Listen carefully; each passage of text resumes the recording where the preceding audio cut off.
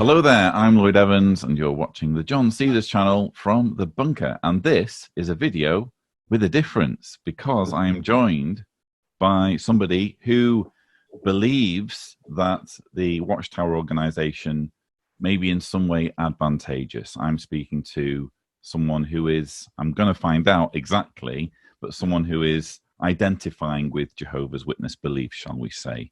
Alex, thank you so much for joining me. Thank you, Lloyd. I might say that it's very brave if you are indeed identifying with Jehovah's Witness beliefs for you to be having this conversation. But before we get underway, I do have a little statement prepared just so we can lay out some ground rules, because I've never done this before and I want to make sure that we both feel safe and comfortable. Okay. I'm unashamedly very selective about the guests I have on my channel. And given that I barely know you, you need to understand that I don't owe you a platform. Free speech means that you get to set up your own YouTube channel. It doesn't in any way entitle you to use mine. You've expressed an idea that I find interesting, and I'm willing to talk through it with you respectfully with a view to uploading our conversation to my YouTube channel. But if at any point you are obscene, rude, or abusive, I will terminate the call and nobody will know this conversation happened. In particular, especially given that you are in a position to know more about my personal life than I know about yours, I kindly ask that you refrain from any remarks about my private life or family members affiliated with Jehovah's Witnesses or unaffiliated, dead or alive. If your arguments are compelling, you should be able to present them without resorting to any invasive or otherwise inappropriate remarks or questions. If you are willing to engage in a respectful dialogue in which we focus on ideas rather than trading personal insults or making each other feel uncomfortable, I am happy to welcome you to the channel. Do you understand and agree? I do, yeah. Thank you, Lloyd. Excellent. So before we get stuck into the meat of our discussion, and I'll come to kind of the challenge that you threw down, I think it would be very helpful to understand more about you and where you're coming from and what informs your perspective. So obviously I understand you can't divulge too much, but to the extent that you feel comfortable divulging about yourself, where are you coming from with this? Yeah. So I was raised a Jehovah's Witness. Our family, fourth generation. My mom was raised in a divided household. My dad grew up with it. His grandparents were actually witnesses, so that's like the fourth generation. They were, I think my grandmother was one of the anointed, apparently. His uncles were missionaries, circuit overseers back in the day. I've grown up, and he grew up with that experience of hearing stuff from them. He heard a lot of stories and experiences, and growing up, it seemed like he impressed on us what he learned from them and all the experience and wisdom that he gathered about the organization and the Bible, and decided to raise our family as Jehovah's Witnesses because he felt that it was probably the closest thing to being correct. Okay, so you've been raised as a witness. Yeah. Are you currently a witness? Yes. So you attend meetings? Yes. And do you engage in the preaching work? Yes. Okay. Excellent. Well, maybe I'm sure that's enough to get us off to a start. So let's kind of frame our conversation. You said, I challenge you, Lloyd, even with all the fault findings, mistakes, inherited bad policies, ideas, I can still show you how this organization is possibly the closest thing to the truth on this earth. To which I replied, challenge accepted. When are you available to come on the channel and publicly defend Watchtower? To which you replied, yes, I'm ready and willing to use logic to show you are hurting yourself and others. Yeah. So in what way, I guess, am I hurting myself and others? And in what way is the organization possibly the closest thing to the truth on this earth? Yeah.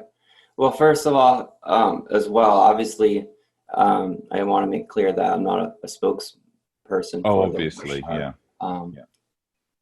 Everything I'm saying is from my own opinion, from my own wisdom, what I've learned in my 36 years.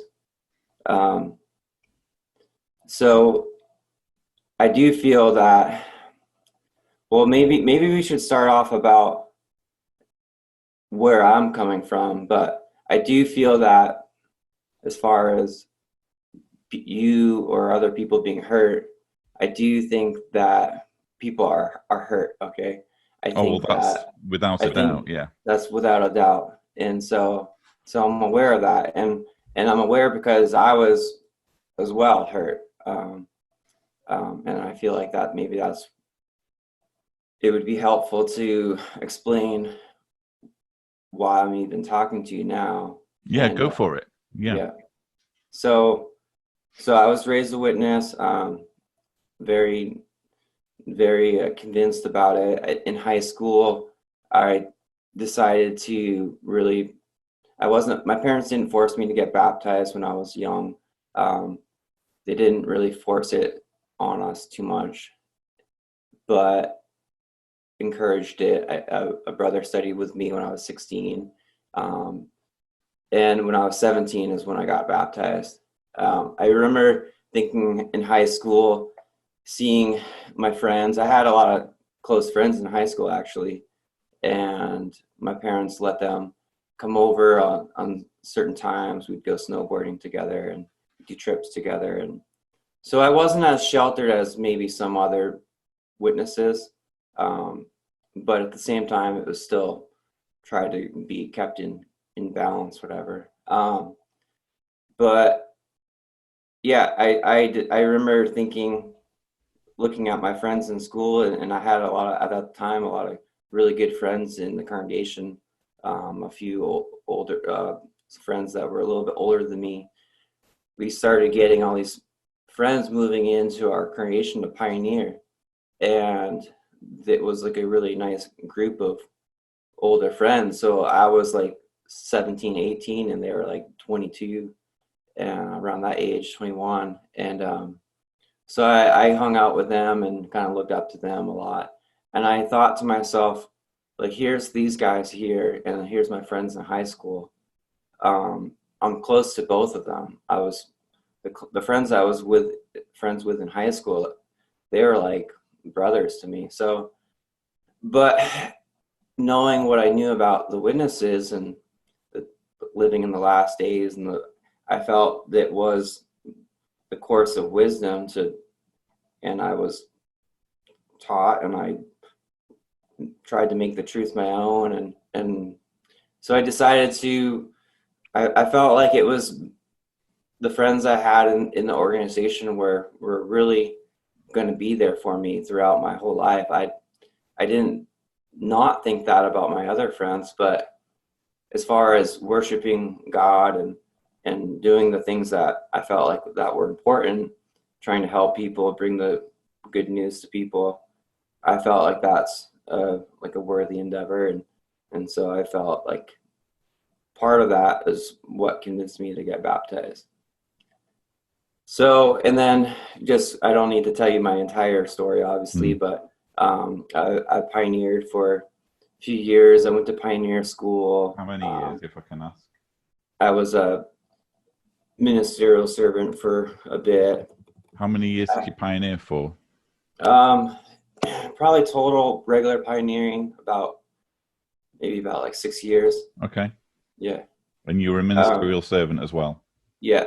Okay. Yeah, but I had my ups and downs. for sure. Um, I had been removed as a pioneer and serving at one point, but I didn't let that get me too down. Got back on pioneering and started learning Spanish, and then I was very, very much into the Spanish part of preaching, and I'd go as a need grader to South America quite a lot, Ecuador and Peru, and had traveling around like that really was an enjoyable experience. And as well, at the time I realized, well, look at the love of these strangers that are giving me, this is a great thing about this organization, which I do think it's true. But anyways, eventually I had I think a lot of witnesses growing up, and for myself, I noticed that there seemed to be sort of a trend of people waiting to not get married from an earlier age. There was sort of a little push of the organization telling people to wait until maybe not to get married right away, basically. And so I never did get. I dated a couple of sisters, but anyways, I ended up being depressed that I wasn't married yet, and I was like 28 at the time, I think 29. I had thought I was going to get married when I was 24, and so I think because of that depression, I had broken up with a girlfriend in the recent history there, and around that time, and I was back down living by myself in Peru, helping out a congregation, and I was very I was kind of proud of myself. I was trying to do good work there. They needed a lot of help, but I ended up basically feeling sorry for myself that I wasn't married yet, and looking around, people are having sex and whatever, like the stuff that witnesses are trying to avoid until marriage. And I ended up doing stuff with a girl in the town there that wasn't a witness, and yeah, I ended up not telling anyone about it for a while either. So I kept it hidden, and I don't mind Which is sharing. your business. I don't mind sharing that, but I don't mind Yeah. sharing that, which was my business, right? Yeah. And so as a witness, I knew it wasn't right to do that. And so I would pray for forgiveness, and I felt like I could still do what I want, still be the good me helping out. But eventually, like over a year went by, I would be praying for forgiveness, but there was still just something nagging on my conscience. And it was probably like 2 years later, I was it was really hard. I'd come back from living in Peru. I'd come back to the States, and people were patting me on the back saying, "Oh, you're doing a good job. How was it down there?" And it's really it was hard to live with that and guilt, but it was also really hard to admit it, because I'd feel like a failure in the eyes of the congregation, and that's how I felt. So I kept it hidden. And anyways, I was back down in Ecuador and living by myself, but helping out a congregation. But I felt I wasn't doing what I wanted to be doing. So I realized I needed to.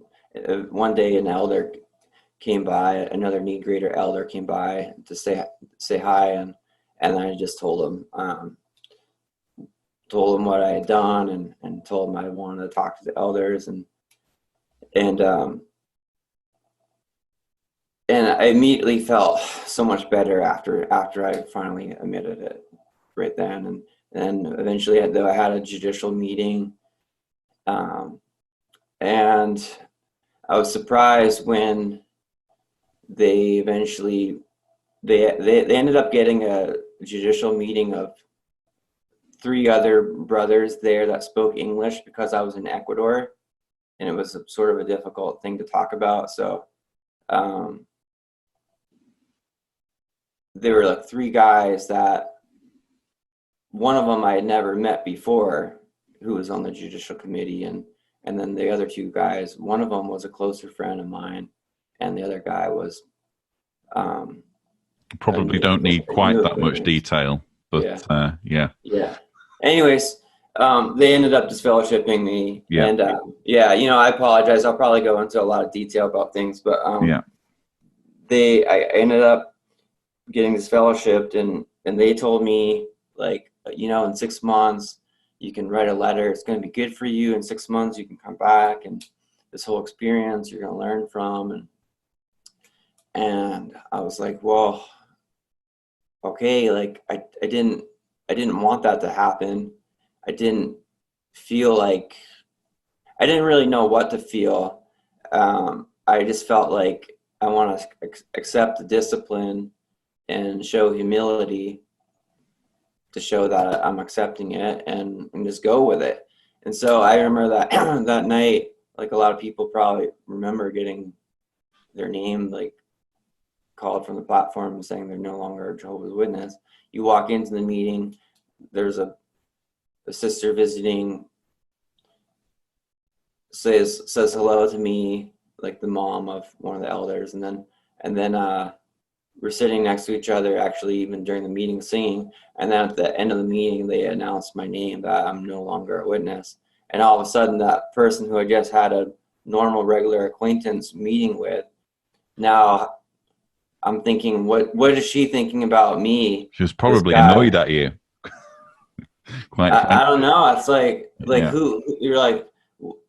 It just made me think, like, what are people like thinking, like, wow, was it a monster I was sitting next to, or what? Like, and yeah, just like walking out the meeting that night, being in Ecuador, being alone, living alone, and just like being like completely alone.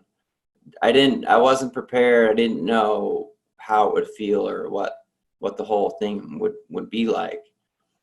And yeah, it was really horrible. I was really sad for. Well, I was going back. I'm very, very mindful of the need to not divulge personal information. But since you're telling us about your disfellowshipping, is it okay if I share with the viewers that you told me that you'd been disfellowshipped for 3 years? Is that right? Yeah. Okay. Yeah. And yeah. Was that a difficult period for you? Yeah, that was definitely the most difficult period of my life. Yeah, the first couple weeks were just sad, like, but I was down. I had a couple months left of my stay in Ecuador, and I didn't know really what to do, and so I just went to the meetings and just went surfing. Like, I just tried to stay active, and just I really do hate to kind of press you, but I'm just trying to keep this kind of as on track as possible. So sure. So far, you're not really selling the organization very well. Sure. No, I know. Well, I want to show you how basically, like, I feel like I felt like a good witness. I felt like probably a lot of people felt like me at one point. Well, I get that. I mean, probably you're going to say that when you were reinstated, things were more positive for you, and you already said that when you spoke to the elders, you immediately felt better, and etc. etc. Quite frankly, your feelings don't make it true, and based on what you said on Twitter, I'm hoping, Alex, that you're interested in what's true and what's not true, because that's all that drives me and the work that I do. And I know you're a bit familiar with the videos that I make. I'm interested solely in what's true and what's not true. And the challenge that you threw down was quite remarkable, Yeah. because you said, I can still show you how this organization is possibly, there's a qualifying word, possibly the closest, there's another qualifying word, thing to the truth on this earth. Either it's true or it's not true. Well, Who's really yeah. interested Right. in believing a religion that's almost but not quite true? Well, certainly, and you could say one thing I realized during that 3 years, I was working in a house, and it was a 4-person that was Christian Science, and I remember you probably can guess what I do for work, but I'm a window cleaner, and so I remember cleaning a window and looking down, seeing a book of one of their songbooks, and I'm like, oh, what's their songbook look like? I opened it up and I started looking at some of the words. I'm like, oh, that's quite similar to some of the stuff is kind of similar wording sounding to the Witness songbook. And then in my conversation with the lady of the house, she was talking about it, and she had referred to it as the truth, or maybe it was in the songbook that I saw it as referred to as the truth. I remember being surprised, and I guess it's just from the way I grew up. I never realized how many other religions call themselves the truth as well. So when we say the truth, it really is subjective. I mean, it goes back to what is, the question, what is truth? But you're making my case for me here, but carry on. Sure, yeah. But I think it's important to realize if a lot of organizations call themselves the truth, then it's sort of maybe it's not the most accurate word for what they should use. I mean, basically it's what they believe to be true. But as far as is it the truth for everyone else? I mean, that's subjective, obviously. So you have to be convinced personally of what it is that what the belief is. You have to be convinced. Most people, or what should convince most people, is evidence that it's true. Yeah. And what we find with Jehovah's Witnesses, as I've long argued, is that there are really two reasons that get you to believing in the Jehovah's Witness religion, or there should be. Anyway, reason number one is it was chosen by God to be his one and only true organization invisibly in 1919. That's the reason that should really matter. Well, I know they say, but the reason that most people give is this whole box ticking exercise of, well, which other organization would do this and which other organization would do that? And of course, all of the criteria have been chosen for them by Watchtower based on teachings that they hold to be important. So right. Those tend to be the true kind of the two ways that people assert that what they have is the truth. So how are you going to convince me that this is possibly the true religion? Yeah. Well, I think it gets confusing with certain things, because what are we? We're a Christian religion, right? Like, we believe in Jesus, we believe in God, we believe it's important to use his name, Jehovah, personally, in however we want to, in prayer and whatever. We can have a relationship with the Almighty, or understanding that we're Christians. I think that kind of can confuse people, or that is what we believe. I mean, for example, there's a sister I'm very close with, and she says, we don't worship an organization, Alex. We worship Jehovah God. And that's exactly it. Really? You agree with that? Yeah, I do, because as witnesses, what we do, we study the Bible. The faithful and discreet slave provide us with spiritual food that nourishes us. It's just like eating a meal. If a person's preparing a meal for you, you know, you should be thankful that you have a nice meal. But is it going to be a master chef meal, or is it going to be just a nice home cooked meal? Like, they're both going to be good for you. So that food that we get from the Bible, the spiritual food, does nourish us. I think that's important to, as Christians, to be encouraged and to keep going and what it means to live a Christian life and all that. But I think that what we think is the truth as this organization, I think they have taught us that we shouldn't look to men to basically confirm our belief or not. Our belief is to Jehovah God, and we believe that Jesus is the head of the congregation and that he is directing the organization. And I have a few lines of evidence that I think confirm that. And wow, I think, do you? Yeah. And I think it's important to remember. I think a good way to remember, if we want to view that Jesus is the head of the congregation, like, look at how God was the head over the Israelites. He used Whoa. So hang on. Are you now presenting the lines of evidence? I'm using an example of. Let me know when you're going to start presenting the lines of evidence, because I'm trying to keep my notes organized. Okay. Yeah. Well, I want to use the example that as the Israelites were being directed by the kings, the prophets, Moses, we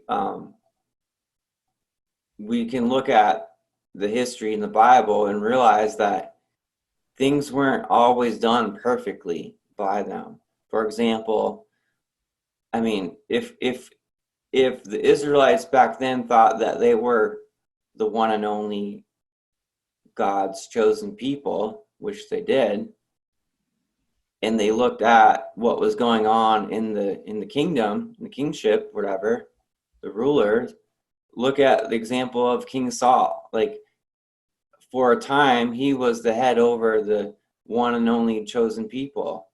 But did King Saul do everything perfectly? No. Like, he wasn't even that. He did a lot of bad things, right? So, but I think that's important to remember, because David still respected that arrangement.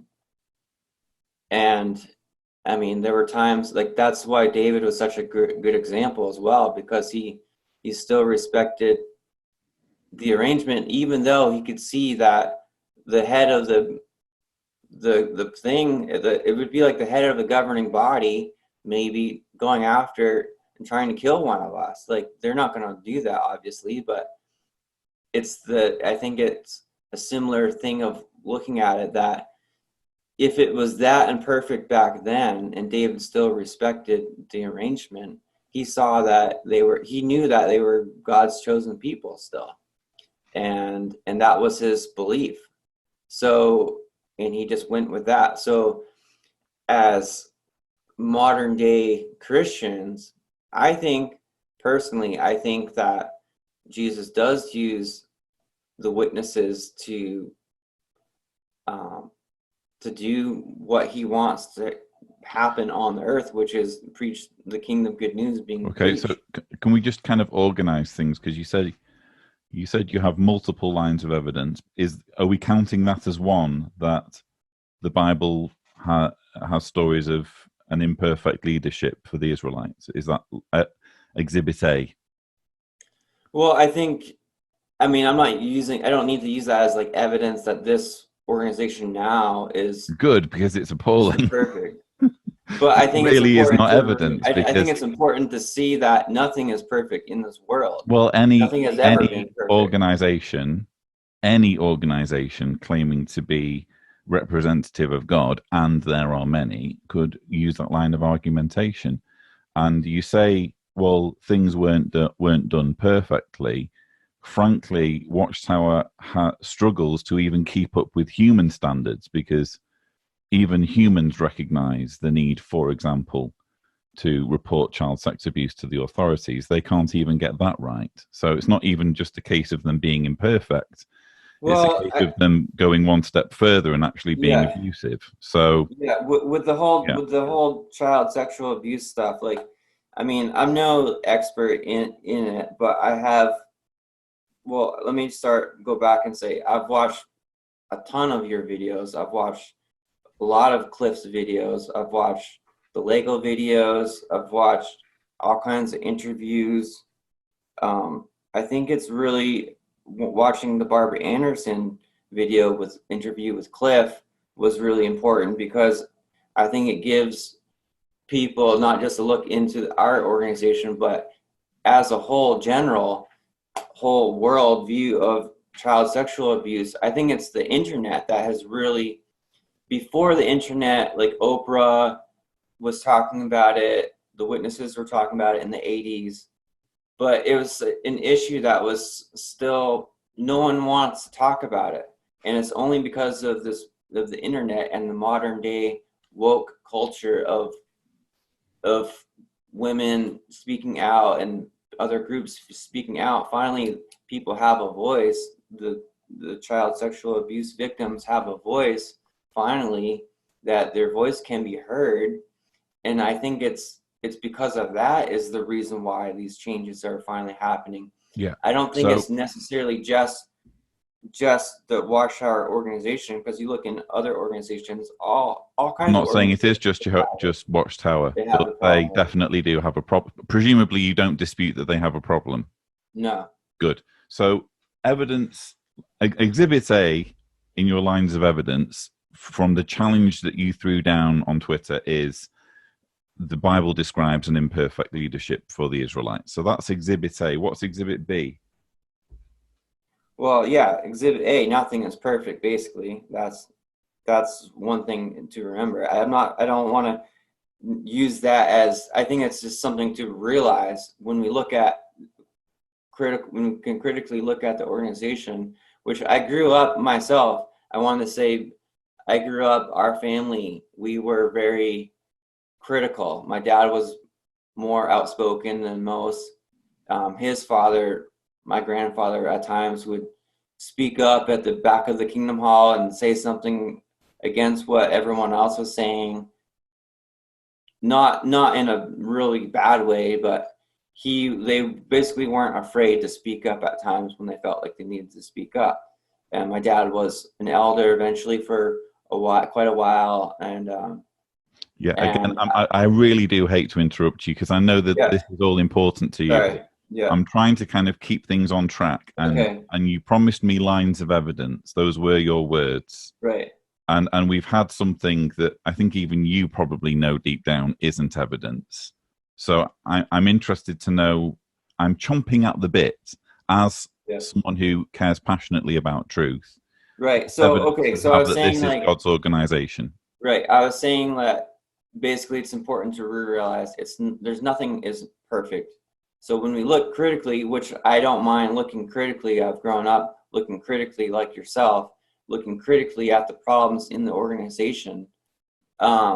Yeah, we find we can find all kinds of problems.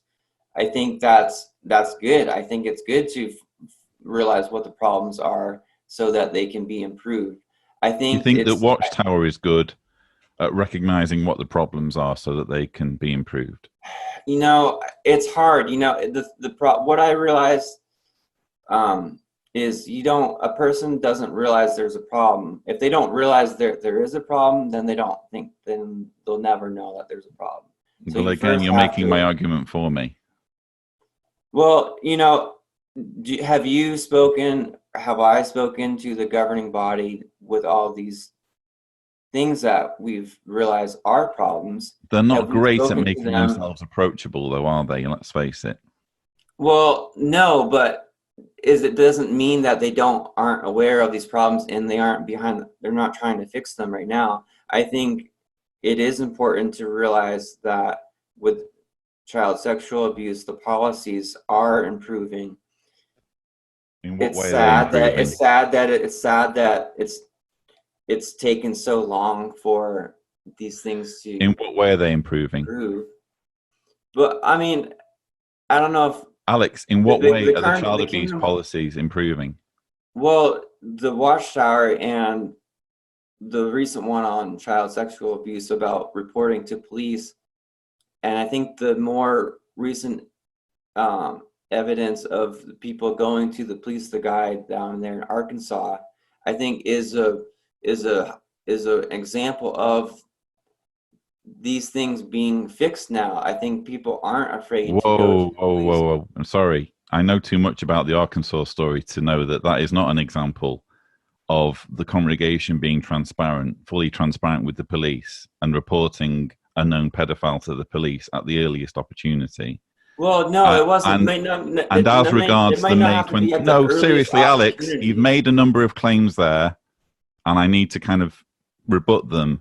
As for the May 2019 article, that simply says what we've known for a long time, which is that Watchtower's official stance is that if there is an accusation of child sex abuse, the branch office gets to determine whether a report is made to the police, and according to them, they will allow that report to be made if it's required by local laws.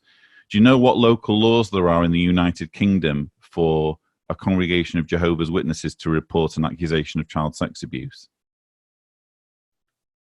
Do they differ from the U.S.? There's zero mandatory reporting in the United Kingdom. So straight away, there's an entire country where Watchtower, according to their own rules, wouldn't necessarily report abuse. Yeah. And if they take it seriously as a crime, if there's a murderer on the run, you don't say, we'll see what the local laws say. You damn well report that there's a murderer on the run. Right. So if you take child sex abuse seriously as a crime, you damn well report a child sex abuser on the run. So now everyone knows that they can report, even if England doesn't have mandatory reporting laws. Everyone has studied that Watchtower, and now they know if they saw a murderer or a child sex abuser going around abusing children like a murderer, they can very well call the police right away. No, that's not what the Watchtower says. The Watchtower says the elders are on top of it. No, it says that they should call the police now. But no, it doesn't say that they should call the police. It says they won't be punished for calling the police. But you have to take that with a pinch of salt in light of all of the other things that the organization says, such as you wouldn't dream of taking a brother to court, would you? I think it's important to realize... because something is your right doesn't make it the right thing for you to do. So there's whole things about Jehovah's Witness culture that you need to understand before you go around saying, witnesses now have carte blanche to report abuse. Well, yeah, obviously. And here's an example of why a person maybe might not want to just go to the police. What if it's in a family situation and they need to figure out what's the best way about this? Like, no one was murdered. It's a very horrible... I'm not disputing that there are cases in which a family might not want to go to the police. Right. The issue is if elders know about a sexual predator in the congregation and they're keeping that quiet from the police, then they are putting children at risk. Wouldn't you agree with that? So basically, it's the family's responsibility to report the police, because in that situation, if they don't want to take it to... If it's like... Do you have children? No. Well, frankly, you're sounding like someone who doesn't have children, because I can tell you that if I had a child, well, I do have children. If I was taking my children to the Kingdom Hall and there was a sexual predator there, I would want to know about it. And I would want that predator to be reported to the police. And isn't that what they... Irrespective of I'm just going to keep talking until you let me finish. Irrespective of how the family chooses to deal with it, it's not for them to decide that my child should be at risk from a predator. It's for the police to investigate. So You can say that it's you can pin it on the family as much as you want, but speaking as a father, I'm telling you, no pedophile gets to be at large with impunity. Thank you. They need to be reported to the police. Right. So in your case, if I don't want to, what if one of your own family members was one? All of a sudden, you're if I had a family member who was a pedophile, their ass is getting reported to the police straight away. Even if it was in your immediate family? Absolutely. Well, see, you're right. And I think it's every family's right. But just to kind of drag things back to. But what if it was a lesser? I feel there's levels of it all, and with the levels of the crime, people can judge if it was in the family situation, if it wasn't so horrible in the family's eyes. The people who get to judge in that situation are the police, thanks, and the authorities. But just to drag you back to our overarching conversation, we've kind of gone down this little cul-de-sac because I said to you, how exactly have the child sex abuse rules been improved? And they have been improved in small ways, just not in the ways that you've explained. Yeah, so they've improved, yeah. And I think the whole issue of it, like Barbara Anderson talks about, it's a very difficult issue. It's not, and if in a perfect world, I think in a perfect, more to this than just what you heard in Cliff's conversation with Barbara Anderson. It's a hugely complicated subject. Exactly. And bottom line, children are currently at risk. There is a sex abuse database on servers at Bethel that that has criminal information on it that is not being shared with law enforcement. Yeah. And the organization that you are telling me is possibly the closest thing to the truth on this earth went to the United States Supreme Court over their right as a religion to keep this information secret and keep it from law enforcement. Yeah, because you could look at, okay, well, what are the effects of doing all that? Okay, let's just say not just the witnesses, but the Catholic Church, the boys club, you got all kinds of churches. Let's just imagine that everyone that's been recorded as a person or not, whatever, all of a sudden the legal system all of a sudden is just flooded with potentially thousands of whatever of abusers, right? You'd rather that information is kept secret. Well, okay, if it's not kept secret, if it's all handed over to the public and it goes to the legal system, all of a sudden you have a huge flood of past crimes that were never dealt with, right? Like that, justice needs to be served, right? The whole thing is justice needs to be served.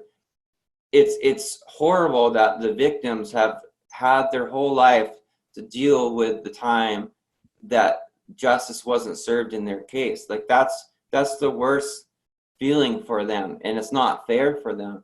But if all kinds of past examples were flooded, well, it's just something the legal system would have to deal with. But I mean, what level of, it's just a very complicated issue, and obviously they want to. You think it would be a bad thing that these records come to light because the legal system would be quote unquote flooded? Is that what you're saying? Well, I mean, look at it not just with the witnesses, but look at it with all the other organizations. I think a yes or a no is sufficient to the question. No, I think it's important to realize it's not just this organization, it's the whole world, man. It's like the whole world is dealing with this problem. Yes, the whole world needs to hold pedophiles to account and process. Sure, and they should. Yeah. Glad we're agreed on that. Moving back to the lines of evidence. Exhibit A was, there was imperfect leadership in Bible times. What's Exhibit B? Well, all right. I want to say that the witnesses preach, and teach that we're living in the last days, right? People on your videos, you talk about and you laugh about, oh, they've said we've been living in the last days since 1914, since 1800s, since whatever, past 150 years, whatever. And it's still not here, Watchtower. We don't see the end. That's such a silly line of reasoning. I think when we look at the world right now, we see people freaking out, man, like all over the world. People are on the streets protesting government. Everywhere people are trying to get change to happen, and they can't change. And if you look at what the scriptures say in Matthew 24 and 2 Timothy 3 and 2 Peter 3, we realize that the things that are happening around us are exactly what was foretold already. One of which directly to you, which I feel like are hurting yourself and others. Matthew 24:10, I think it is, about how it talks about in the last days. Let me see. I just want to make sure. Matthew 24:10, it says, then also many will be stumbled. So how many people are being stumbled? Not just as witnesses, but look at Mormons, look at Baptists. You have these other people going about and saying, hey, look, my religion was wrong, or what I thought was true isn't true anymore. But do you know what it says after that verse? It says, then too many will be stumbled and will betray one another and will hate one another. And in verse 11, it says, many false prophets will arise and mislead many. Yeah, right. Well, who's being misled to say that we're not living in the last days? I'm not prophesying anything. Your organization is. The organization that you're defending is prophesying a whole lot and has been prophesying a whole lot. Well, what are all they the way back through its history? Every single time it's said something dogmatic about a date, it's not come true. Okay. Well, first of all, it goes exactly like what the disciples, Jesus' disciples, they thought Jesus was bringing the kingdom back then. They said, well, when are you going to do this? And he said, it's not ready yet. So if people are spiritually interested in the kingdom, they're going to want to, they're like anxious. They just want to know, like humans want to know. It says nobody knows. It says not even the angels know. I want answers. I don't want bad answers. So yes, I do want to know. I want to know the truth. I don't want to hear something just because it makes me feel better. I get the feeling that you're happy with an answer so long as it makes you feel better or reinforces the idea that the world is doomed in some way. No, as witnesses, why I believe what they teach is that they are teaching that we are living in the last days. We look at Matthew 24 and we see. Why do you want us to be living in the last days? Sorry? Why is that important to you? Why do you absolutely need us to be living in the last days? I don't need us to be. I could have been living 500 years ago. So why is that important to you? Huh? Why is it important to you that we're living in the last days? Well, here's the other thing. It doesn't have to be important at all. Why? Because Jesus said to love your neighbor and love God yourself. Love Jehovah with your whole heart, soul, and mind, and love your neighbor as yourself, doing good unto others, right? Those are the important things to be doing as living as a Christian.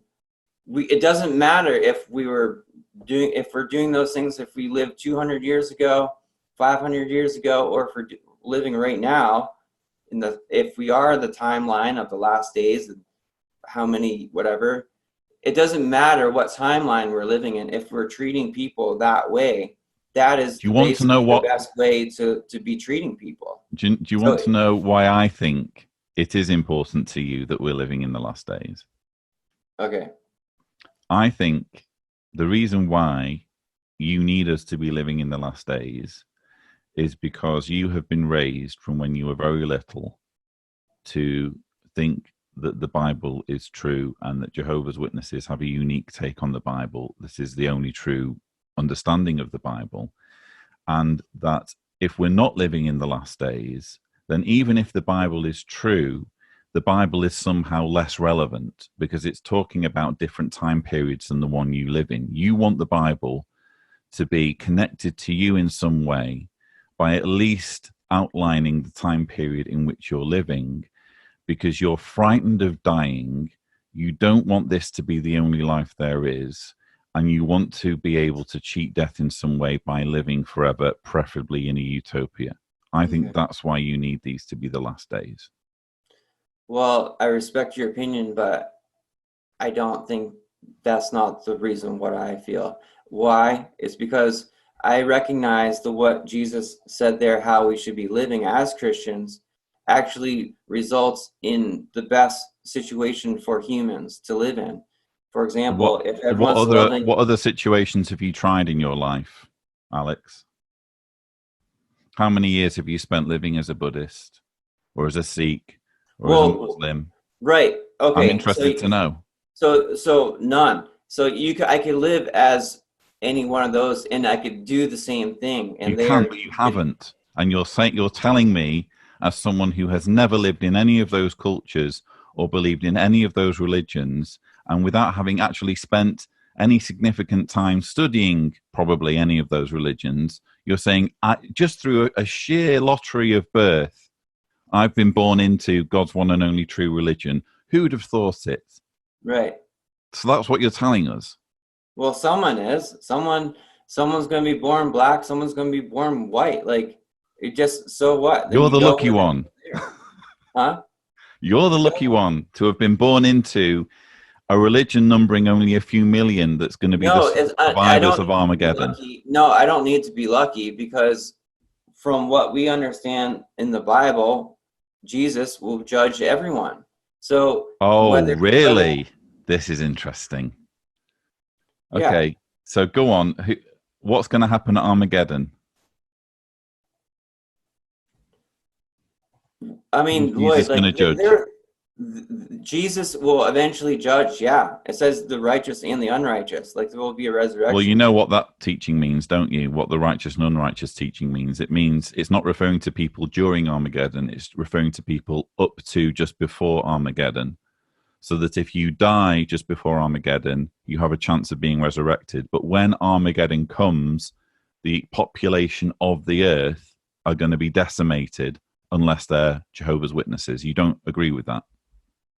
No, I don't agree with that. Wow, so you really are an apostate then, because... Yeah, no. And welcome to the club, by the way, because that's not what the Bible says. Sorry, that's not what the Watchtower says. I'm reading now from the October 2019. I'm reading from the October 2019 article, which says we need to help people understand how important it is for them to take their stand for Jehovah and his kingdom. Right. This means trying to motivate people to make the truth their own by applying what they learn, dedicating their life to Jehovah, and getting baptized. Only then will they survive Jehovah's day. That's from the October 2019 Watchtower on page 11. You're saying that's a lie. I'm saying we don't know what will happen. It's a sort of question that you could answer with a yes or no. Is that a lie? It could be that way, Lloyd. We don't know. It could be a lie. Huh? It could be a lie. Is that what you're saying? No, it could be true. We don't know exactly what will happen. I don't know, and I'm sure you don't know what's going to happen. That much is kind of for sure. But we're talking. We don't. And just to be completely clear with you, I'm not really in. If you've come up with an alternative version of the Jehovah's Witness religion, in which that's not the case, good for you, because that makes far more sense than what's printed in the publications. But for the purpose of this discussion, where you're defending the organization as being the closest thing to truth, I'm only really interested in what the official teachings are, rather than your watered down version of the official teachings. So based on that official teaching and your refusal of it, your denial of it, you and I are basically in the same boat. We're both apostates. Listen, I think if you talk to a Watchtower spokesman, I think what they would say is that this is what we believe could very well happen. That's why they printed it. There's no caveats in that language. It's very, very clear. Well, it could be, who's to say what Watchtower is to say, the governing body is to say, the faithful and discreet slave, which you opened, by talking about the faithful and discreet slave and about how they are dispensing spiritual food in the last days. Yeah, and we shouldn't worship an organization. We should worship God, and it's the faithful and discreet slave who are dispensing spiritual food. I've just read to you some of that spiritual food, and already you're distancing yourself from it. No, it's not to say that I'm distancing myself from it. I think it's important to just realize, though, that as humans, we want to be compassionate for everyone, right? Like, we don't want anyone to die in Armageddon. But who's to say that what the Watchtower has said couldn't actually happen? We don't know. And in their mind, they want it to happen. No, and they don't. You don't want it to happen. It says, 2 Peter, it says God doesn't want anyone to be destroyed. That's why He's been patient. Like, so you don't want God's will to be done and for Armageddon to cleanse the earth of wickedness? Well, do I want to see an end to wickedness? Yes. I think the wicked is everyone who's not a Jehovah's Witness. No, that doesn't mean wicked. Well, person. Good for you for saying no. But that's what it says in the publications of the organization you're defending. No, it's not saying that. I think it's saying that frankly, Alex, I think the audience can decide for themselves what it says. Well, if you can let me finish, like, I think if Jesus is going to be judging people, it says unrighteous and righteous. If Jesus is the ultimate judge, anyone that we can't argue with what is out of our control, can we? So what I've learned so far, first of all, is that you have a watered down version of the religion that is more acceptable. Good for you. Again, I find your version far more appealing than the official version, but it's only really the official version that I'm interested in talking about, because that's what's influencing 8.5 million people's lives right now. Going back to these compelling lines of evidence, which were the basis of your challenge, Exhibit A is authority figures in the Bible were imperfect. Exhibit B is the witnesses preach that we're living in the last days. What's Exhibit C? Is there an Exhibit C? Well, Exhibit A goes with not just witnesses, but everything, that nothing is perfect, right? Right. So if what we just read from that spiritual food could not be perfect, which it could be not perfect, right? Then okay, so it's perfect or not perfect. What does it matter? It doesn't matter, because we need to live our lives in a certain way. We should be like what Jesus said. We should be, and that's what the witnesses encourage, the kind of life that Jesus encourages us to follow. It's not easy. We have to pick up our torture stake. We have to carry that. It's not going to be easy for Christians, but ultimately it's best for us and the rest of the world, because it offers the only hope and solution for humans. When we look at the world right now, we see people freaking out. The global climate crisis is going to be the thing that will bring everyone together, because it's going to people are going to realize that our world is, if we can't do this, then we're really screwed. There's an irony there, if you don't mind me just pointing out the irony. It's going to bring people together, which is what the Watchtower has basically said. At some point, there will be this cry of peace and security, and people, the nations will have to eventually at some point get together. So the Watchtower has already tried to like examine these things and see that the Bible is showing that this would eventually happen. We see it unfolding right now. We're in like somewhere in the stages of it all happening. Are you passionate about climate change? Us to argue that it's not happening, I think we aren't up on the news then, because we don't know. Are you passionate about climate change? What's going on with climate change right now? Are you passionate about that? Huh? Are you passionate about climate change? No, I mean, yeah, it's a thing, right? It's a huge thing that's affecting the world. I mean, so people are gonna have to figure out how to fix it. I have a lot of links. I don't know if people have done research on this, but I try to do a lot of research on. I just find that there's a bit of an irony there, Alex, which is that you do sound like you're at least interested in resolving the issue of climate change, but no, I'm not. Whoa! You're defending. I've let you have a little bit of a monologue there.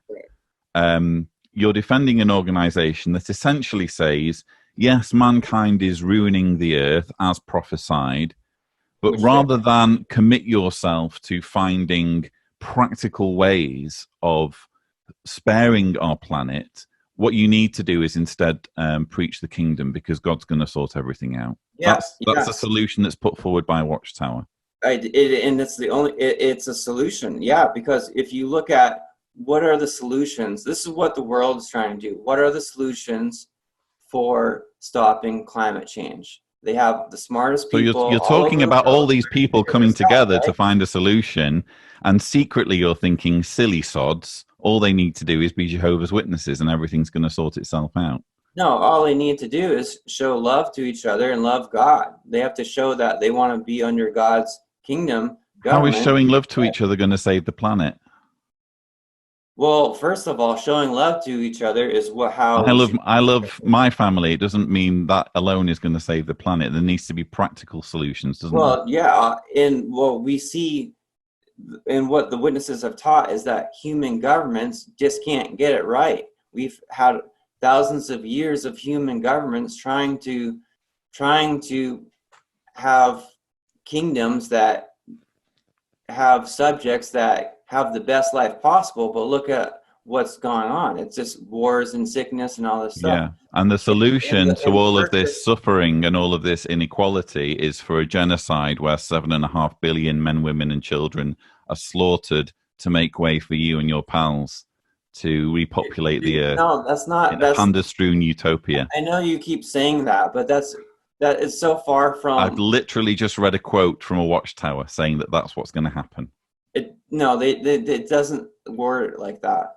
It does. Well, obviously it doesn't word it like I've worded it, but it very clearly says that you're going to die at Armageddon if you don't get baptized as a Jehovah's Witness. What does the Bible say? It says Jesus said there would be in this time there would be people, and then some would be saved and some wouldn't. Jesus said there's two roads, there's two paths. One is wide and spacious, and the majority are going down that path, and one is a difficult small path, and few are finding it. So are we going to get to Exhibit C at any point? That's why they would say that. Obviously nobody wants that. Obviously it says God is patient. He doesn't desire any to be destroyed, and that's why obviously the witnesses have that same desire and love, and they're trying to help their neighbors learn about God's kingdom. I mean, by warning them that they're going to die if they don't join their religion. They're not using death as a scare tactic. It's just, dude, okay, if you want to look at scare tactics, all you have to do is research the global climate crisis and realize they've already predicted there's a high chance of human likelihood of civilization dying in 2050. That's 31 years away. They already predicted there's a high chance of the U.S. government collapsing in 10 or 20 years. How the U.S. military could collapse in 20 years. You challenged me that you could come up with proof that this organization is possibly the closest thing to the truth on this earth. Yeah. What's Exhibit C, or dare I ask D? Yeah. So let's see. We talked about the Matthew 24:14. Yeah. So so as the witnesses, we try to preach about God's kingdom. Yeah, that's B. Right? That's Exhibit B. So who as far as a solution to the global climate crisis, obviously we would like it to be fixed, but is it even fixable is the question. And the research is showing that we're basically in an unfixable solution. The global climate crisis doesn't get us to Joseph Rutherford and his mates being chosen invisibly by Jesus in 1919. I'm sorry. So what's Exhibit C? Let's see. Well, okay, so I've watched, I think it's important. A lot of people are trying to figure out the best way to live. I've watched a bunch of podcasts with Jordan Peterson and Russell Brand, Joe Rogan. There's one with Russell Brand and Joe Rogan where like the last hour of it, they're really getting to, I think, sort of some of the solutions to help humans, to help, for example, the homeless crisis in Los Angeles. They're trying to figure that out. I think the best solution is what the witnesses are already doing. They're trying to going around offering people hope, helping them understand the Bible and how that can not just help them have a hope, but it can help them live by the things like, if you read Second Peter, like not be lazy, like work hard, like all kinds of things that, yeah, we laugh about it, but it's like Not Be Lazy by Jordan Peterson's book on not being lazy. Yeah, like Jordan Peterson. Yeah. Jordan Peterson, actually, I see he sees the value, and he's thought this through. He's a psychologist. Like he's taken on. Does he believe that Watchtower is God's one and only true organization on the earth? I mean, Jordan Peterson. I saw him on a podcast talking about if he believes in God or not. He's scared to answer the question either publicly or what, but I think he realized there is God, and he wants to. He's very careful about how he if he admits it or not, because he recognizes that we have to be doing. We're getting massively sidetracked at this point because I didn't bring you on to talk about Jordan Peterson. So yeah, I know lines of evidence so far. Exhibit A, prove the point. There was dodgy leadership in the Bible. Exhibit B, witnesses preach that we're living in the last days, and Exhibit C, witnesses offer hope. Is that it? The sidetrack, I think it's very important to understand that. You may think it's important, Alex, but it's my channel, and it's not a channel about Jordan Peterson. It's about, if you're saying that you can only prove that it's God's one and only true organization by invoking Jordan Peterson, I think you're on very dodgy ground there. No, I'm saying that these people have taken a lot of time to meditate and understand what's the best solution for humans, right? Russell Brand as well has, if you look at him, he's gone from one way to another way now. He understands as well the best way to help humans, but he understands it's so limited. At the same time, the real issue is with government. He knows think he'd that make a good elder? Is with power. Do you think he'd make a good governing body member, Russell Brand? I think he would. He'd be at least some improvement on Tony Morris. I think we can both agree. Yeah, Russell Brand. I love Russell. I think he's a great guy. And if you caught Russell Brand in Bottlegate, you just wouldn't even be bothered, would you? You just want to carry on, Russell. wait, what was what was Bottlegate? Never mind. So I think it's important though that these people are thinking about these things, about what's the best way to help humans, what's the best way for humans to live. And I think it's important to see that. But Alex, the question is, are encouraging the best solutions to the ways to live. The question is, how do we prove that it's the truth? You're not giving me proof that it's the truth. We started off in the beginning is saying that it's going to be everyone's own opinion. Like, what is truth to a Christian? Also, it's all subjective. Well, if it's all subjective, sure. then why are we even having this conversation?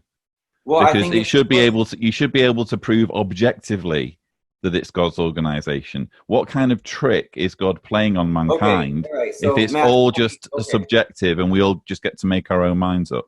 Right. Okay. So Matthew 24:14. So what other organization has brought the kingdom good news that focuses primarily on the kingdom? Box ticking exercise. I started out by saying that the box ticking exercise is not a valid way of proving that it's God's one and only true organization. Well, you're using criteria that have been conveniently picked for you by an organization. So I could set up an organization. I could set up an organization that believes that the way the means of being God's one and only true organization is to cultivate the largest bee colony in the world. And I could say, what other organization in the world cultivates as many bees as we're cultivating? It's an entirely biased, subjective criteria that's been spoon-fed to you by Watchtower to begin with. It's not proof that it's God's one and only true organization. It's not, Lloyd. I'm sorry. I feel it's Matthew 24:14. This good news will be of the kingdom will be preached in all the inhabited earth. It's not even preached in all the inhabited earth, though, is it? To all the nations, and then the end will come. So it's not even preached in all the nations. Yeah, I think what it is. I think they're doing the best possible. Oh well, as long as they're trying. Okay. No, well, look at it. I mean, look what control can. Well, now we have the internet, right? We have the internet that anyone can access. Yeah. So people in certain countries that we can't get into. Do you have many JW friends in Somalia? Do you? Do you have many JW friends in Somalia or Morocco or Tunisia? My great uncle was a missionary in Somalia. That was his first assignment. Brilliant. But are there many JWs there? I don't know. Probably not. Well, there we go. So it's not necessarily being preached in every single nation. It's just they're making a decent effort of it. At best. Well, yeah, and we should be making the decent effort of it. Yeah. But at the same time, look at the way the Israelites went about. Like, they were a witness to the rest of the nations around. They didn't have to go preach and get every single person to. There's zero evidence that there were any Israelites certainly in the Exodus from Egypt. So there's archaeological proof of the monarchic line of the kings of Judea. But we can't get to proof of anything that happened before King David as far as the Old Testament's concerned. What are you saying? There's no archaeological evidence to support anything that's described in the Bible that happened before King David. So what do you need archaeological evidence to? Why do we need archaeological evidence to prove that it's not just been made up? So if you don't need archaeological evidence, you might as well become a Mormon, because Joseph Smith wrote a book about a bunch of stuff that happened in America in ancient times. And if we don't need archaeological evidence, we may as well just believe that. No, the thing about Mormonism is what the people they should realize the scripture in Galatians 1:8, where it says, even if we or an angel preach the gospel contrary to the one that has been preached, like, don't believe it. Yeah, so that's bypassing my point. Anyway, no, it's not. So here in Croatia, it's 7:30 now. Yeah. And my wife told me my dinner would be on the table around about now. So without wanting, well, I do need to press you. You challenged me that you could prove that it's the truth. Yeah. And I don't need to go through all the lines of. Are there any compelling lines of evidence that you haven't mentioned that yet that are like your kind of super hammer blow to prove me wrong? Let's see. Well, okay, look at the world scene from the JW point of view. We have China, the U.S., the Trump, the Anglo-American power, Daniel 2:44. They've preached that, right? The Anglo-American power would be apparently the last world power on the world scene. What do we see happening right now in the world? We got Brexit, we got Trump. Trump's weakening the U.S. China's mocking the U.S. right now, saying, look, everyone, look how weak the U.S. government is. Ha ha ha. When then you have in your country, you have everyone just not knowing what the heck's going on. And what does that look like to the rest of the world? The European Union, everyone's basically saying, like, Britain and America, like, you're looking kind of foolish right now. And if that's the fall of the Anglo-American world power as the dominant world power on the scene, then that's what the witnesses have also been preaching the whole time, saying that eventually that would happen. Daniel 2:44, that would be in the time of the end, that would be the last world power to be ruling, and that's when these things would be all taking place. Like, I don't see any other organization that's really preaching that, teaching that. Well, we're out of time, unfortunately, but hopefully you at least feel that I've given you the opportunity to present your position. Would that be fair? Oh, actually, Lloyd, I really need to, I think the most important thing is actually from your last video, the cognitive dissonance video. Right. I think it was one of your most important videos you've done. I mean, I want to say, like, I've appreciated, I didn't get to really talk to you how I wanted to, because I wanted to say I've appreciated your videos. Okay. When I was fellowship for 3 years, I was at the point where I didn't believe it. I saw the problems in the organization. I was hurt tremendously. The effort I tried to come back, and I was rejected. I ended up having to write like 4 or 5 letters.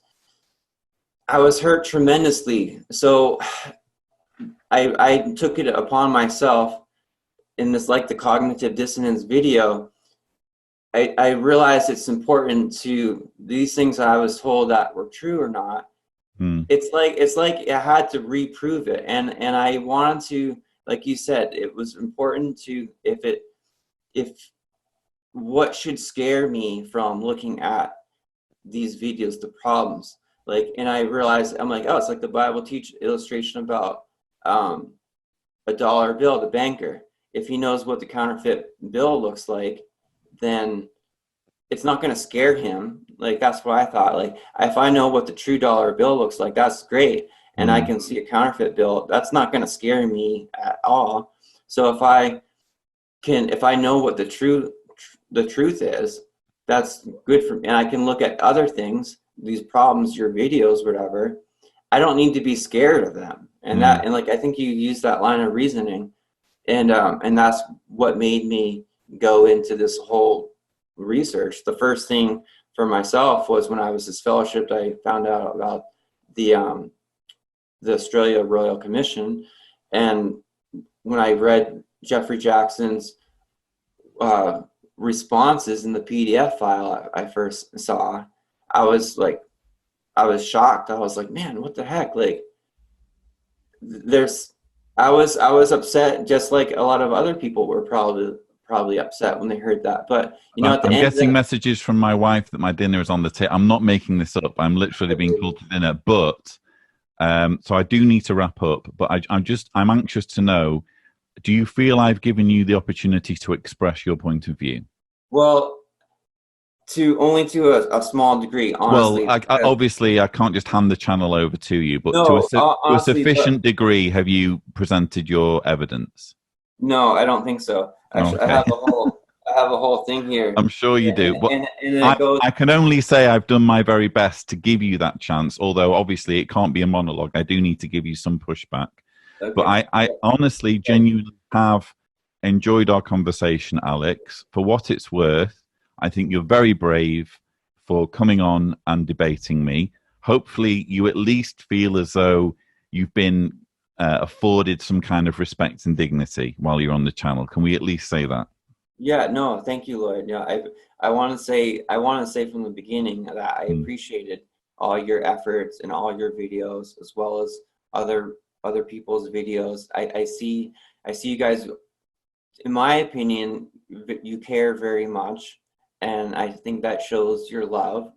And I think these problems should be fixed, and I think hopefully that they can be at some point. and I just realized like where you were coming from as well, and I was there as well. But I think the cognitive dissonance video though is extremely important, because it shows the importance of what it is. If we believe, we get emotional.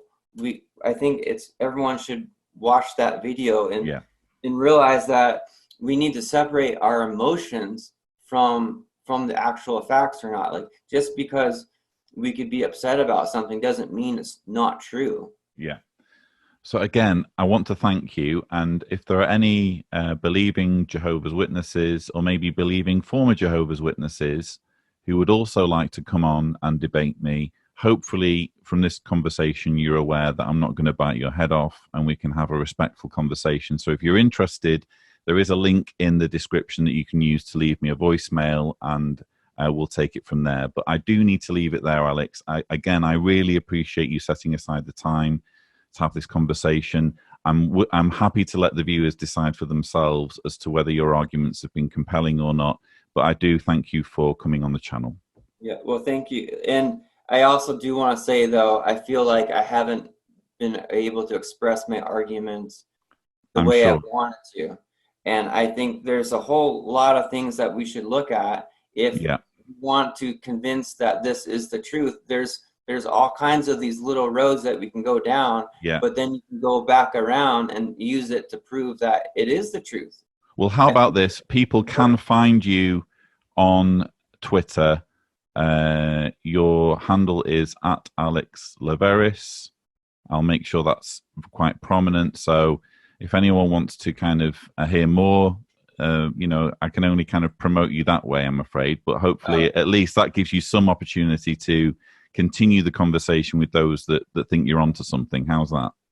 Well, thank you. Yeah, thank you. And I just encourage everyone to really meditate Matthew 24, 2 Timothy 3, 2 Peter 3, to meditate on these things and to see the world seen, and to understand what were we taught? Was it really so far off from the truth, or do we see these things happening? Looking at the Daniel 2:44, like all these things, those are the things I had to meditate on more, and I had to separate myself, like the cognitive dissonance video, from my emotions, and look at the problems directly, and understand that they really are basically just human imperfection. Like we have that's.